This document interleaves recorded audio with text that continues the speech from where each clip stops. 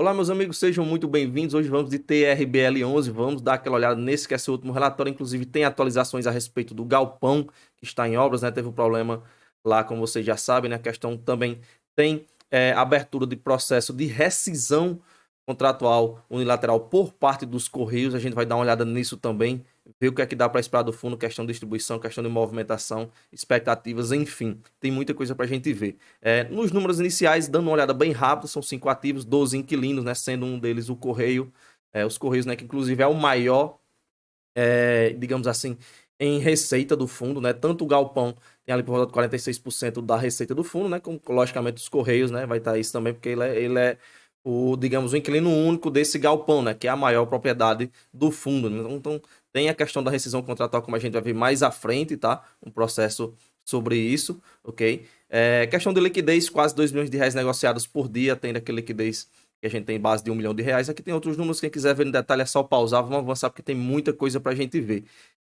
Aqui ele vai falar sobre o desempenho do fundo, né? Ele teve de resultado 36 centavos por cota, né? Sendo que a receita foi 54, tirou as despesas, sobrou 36, né? Ele entregou os 62 centavos porque usou reservas, inclusive quando a questão das reservas, na questão de valor que ele tem a distribuir, ele cita que distribuiu até o momento 89% do resultado gerado no semestre. Então tem um valor ainda para chegar aos 95, né? Vocês sabem, o fundo tem que distribuir 95% dos lucros auferidos dentro daquele semestre, né? Dentro do semestre.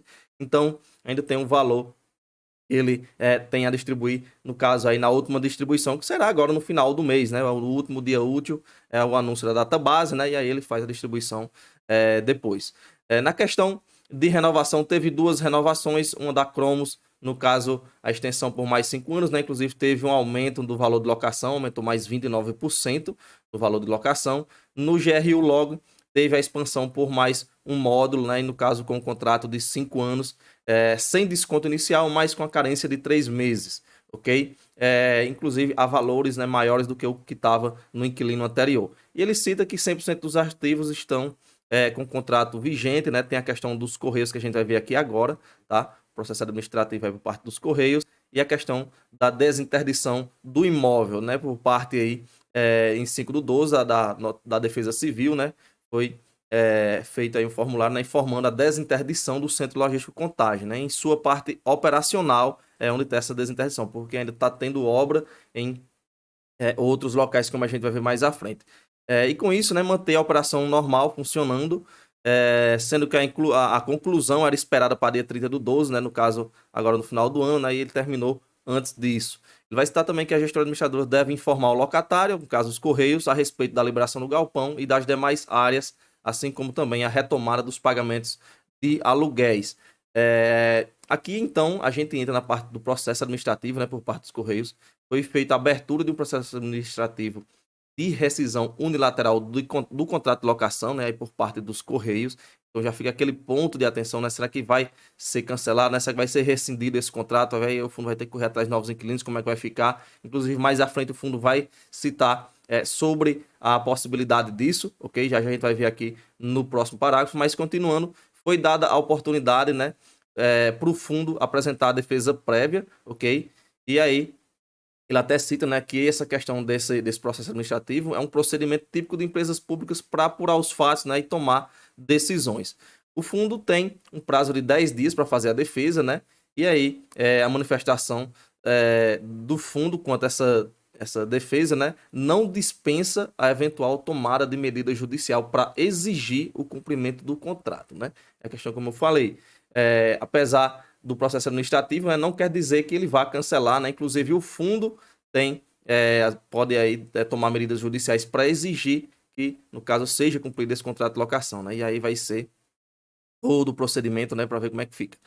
O time jurídico está trabalhando na defesa administrativa do fundo, né, para manter aí, né, o objetivo é de manter a manutenção do contrato de locação em vigor, ok? E qualquer atualização serão repassadas, né? Aqui a gente tem a mensagem mostrando, né, como é a situação, mostrando o que é o galpão, as localizações, o que é que está liberado, o que é que não está. O galpão está 99% desinterditado, nele mostra aqui o centro de distribuição, ponto 1. Ele vai falar um pouco aqui do histórico, né, interdição temporária em 17/10, né, teve um recalque por parte do aterro do imóvel, ok? Quem quiser ver no detalhe, pausa aí o vídeo e confere melhor. E aqui avançando, ele vai falar um pouco da obra, né, da reforma. do reforço, né, do geral do serviço em execução. Quanto à questão das patologias estruturais, né, o prazo de conclusão é até 60 dias, né, que é a série 30/12, né, como ele já falou lá, já está bem avançado. A gente vê aqui no cronograma físico-financeiro, em verde aqui, o que foi o real executado, em azul a previsão, né? E aqui a gente vê que ele está adiantado, ok? Quanto à questão das patologias do solo, a expectativa de conclusão é 150 dias. E aqui a gente vê o prazo final, então ficaria ali 6/4/2025, né, com 100% executado, entre 30/3, né, e 6/4, né, melhor dizendo aqui, tá 30/3, aqui já está 100% executado, né, que é justamente o prazo que ele coloca aqui, seria a finalização das patologias do solo, né, 31/3/2025, ok? O total orçado é de 14 milhões de reais. Se a gente dividir isso aqui por cota, vai dar aí por volta de R$ 1,80 por cota. Okay? Para a gente ter uma ideia mais ou menos de valores, de preços aí, do quanto isso está custando. Só que é o seguinte, por se tratar de obra emergencial, os custos serão inicialmente arcados pelo fundo, né? O fundo quem está pagando, né, para ter a agilidade, a celeridade e evitar maiores prejuízos, o fundo está pagando. Porém, a Rio Bravo e as gestoras definirão a melhor estratégia jurídica a fim de obter o ressarcimento dos danos e prejuízos por parte competente, né? Ou seja, eles vão atrás ainda desse valor, aí vão ver quem é que vai ser responsável por pagar isso aí, por ressarcir o fundo nesse montante, né? A gente vai acompanhando para ver os próximos passos, né? Como é que isso vai acontecer, né? Como vai ficar. Aqui algum histórico, né? Mostrando aqui um pouco dos 6 pontos estruturais e tal. Quiser ver também, só pausar o vídeo, ok? Aqui a gente vê a legenda, o que está concluído, o que está em andamento. O que está em andamento, essa parte da alvenaria, no anexo 5, junto ao eixo L, né? Outra parte aqui também. Vamos avançar algumas fotos, ok? Algumas fotos aqui também dos serviços executados, né? Que estão sendo executados. Né? Camada de compactação da Vossoroca.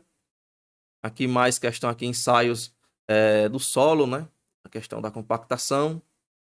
E na alavancagem, né? Lembrando, esse imóvel dos Correios, alocado aos Correios, que teve esse problema, é justamente o CRI, a dívida que o fundo está pagando, né? O fundo comprou esse imóvel, né? Via essa dívida, né? O fundo, inclusive, hoje está alavancado, né? A gente vê aqui a relação da dívida, da alavancagem, ok? E aí, o fundo continuará honrando as obrigações, né? Realizando os pagamentos da parcela do CRI, né? Mesmo com a questão do não recebimento por parte dos Correios, né? Até então, que é o imóvel que está alocado a eles, e o fundo tem um nível de caixa confortável, né? Inclusive, irá definir a melhor estratégia jurídica a fim de obter o ressarcimento do não recebimento dos aluguéis da parte competente. Ou seja, esses aluguéis que eles não estão recebendo, né? Que está parado lá, ele vai ver a melhor estratégia a fim de obter esse ressarcimento. Vai falar também, né, na questão do pagamento do CRI, né? Coisas que a gente já viu em relatórios anteriores, né? O pagamento do principal não tem impacto no fundo, no resultado do fundo, né? Vai falar apenas do impacto contábil. O pagamento dos juros impacta no resultado do fundo, né? Sendo que os juros mensais projetados após as carências têm representação baixa, né? Como a gente viu, teve até um imóvel que ele alugou que tem um período de carência, né? Então aí quando essas carências forem sendo finalizadas, né? Vai entrando mais, ele vai contribuindo com a receita do fundo, ok? Aqui na DRE a gente viu o mês de novembro, o resultado, né, foi bem baixo, né, se a gente comparar com o rendimento distribuído e se comparar com os meses anteriores, né? Não vamos pegar aqui o de junho, que foi um mês aqui bem diferente, né? Inclusive foi até negativo, né? Porque teve as despesas aqui do CRI, tá? Mas no geral aqui a gente pegar os últimos 4 meses, né, essa distribuição foi bem menor. Claro, tem a questão do impacto lá das Correios, né, que representa por volta ali de 46% das receitas do fundo, né, esse aluguel dos Correios, então tem um impacto bem considerável, né? Para os próximos meses, né, que a gente vê a questão das distribuições, né, o segundo mês com 62 centavos. Para os próximos meses, tem essa questão ainda desse aluguel dos Correios, né, e essa expectativa dele ainda não recuperar o que ele vinha pagando anteriormente, né, até porque ainda tem valor aí a ser, como ele falou, de ressarcimento, né, tem questão de carência para acabar nos próximos 3 meses, tem muita coisa para acontecer, então não dá para acertar ali, não dá para, aliás, nem acertar, né, não dá para ter muita certeza do que é que vai ter para os próximos meses de distribuições. Mas a gente sempre deixa um palpite e vou palpitar para o próximo mês, né? Tendo em vista que ele distribuiu até agora 89% das receitas apuradas no semestre, que ele continue no patamar dos 62 centavos, né? Para fechar aí o ano, né? E os próximos meses, né? Vamos acompanhando aí para ver como vai ficar, né? Até porque esse percentual que tem, né? Quanto que desse percentual ele não vai falar, seria interessante que colocasse, né? Quanto é que ele tem ali de reserva por cota. Olhando aqui na DRE, a gente tem aqui um resultado acumulado, né, de 45 centavos, mas aqui no caso é só no segundo semestre, né? Não tem o resultado total do fundo, né? Que aí a gente teria mais ou menos a ideia da reserva de como é que tá. Mas infelizmente não tem aí. Mas enfim, vou palpitar aí, vou chutar, lembrando, é só um chute, né? Garantido, e 62 centavos para os próximos meses, beleza? Lembrando, é só o palpite, não é nada certo, tá? Inclusive, deixa nos comentários seu palpite aí para ver quem chega mais próximo, ver se alguém acerta. E o balanço do fundo tem aqui a questão do passivo, né? O total do fundo. A gente vê isso de forma gráfica. Aqui a questão de liquidez, do volume negociado, né? Inclusive deu uma subida no volume negociado, muita gente começou a vender, a gente até vê esse reflexo na questão da quantidade de cotistas. Deixa eu ver aqui o gráfico da quantidade de cotistas, está aqui, ó. Esse reflexo de muita gente saindo do fundo, né? Muita gente vendendo, né? E até fez com que o volume negociado, logicamente, muita gente vendendo, aumentou, né? Aumentou bem forte em relação aos meses anteriores, né? Muita gente, se a gente pegar aqui, já vinha reduzindo, né? Mas aí reduziu de forma mais, digamos assim, acelerada, aí por volta de 5 mil cotistas a menos no fundo, ok? Pegando aí mais ou menos de agosto, julho para cá. Vamos continuar aqui. Questão de volume a gente já viu, liquidez a gente já viu também lá no começo. Aqui a questão geográfica, né, desses imóveis, tá, do patrimônio do fundo. E aqui a gente vê um pouco dos contratos, né? A gente vê aqui o centro logístico, que é justamente a operação que ele tem em CRI, né, que é justamente o que teve o problema, que é o que está alocado aos Correios, que é justamente o que tem a maior receita, né? 46% da receita é proveniente desse imóvel, então é um impacto relevante no rendimento, é um impacto relevante no resultado do fundo, ok? E tá essa questão dessa rescisão aí por parte do Correio, né? Esse processo, mas vamos acompanhando, ver se dá certo. Torcendo para que tudo sempre dê certo, ok? Vamos acompanhando o fundo. Comenta aí o que é que você acha que vai acontecer, né? Lembrando, esse imóvel todo está alocado somente aos Correios. Mas alguns números a gente vê, a maior parte dos contratos são atípicos, né? Mas tem bastante contrato típico. Temos aqui o maior indexador é a inflação, está colado aqui com o IGPM com apenas 14%. Temos aqui, por questão geográfica, os locatários, né? O inquilino principal é os Correios, ok? Aqui por setor de atuação, né? No setor de atuação a gente tem os Correios, né? Os 47% aqui refere-se aos Correios, que é essa posição.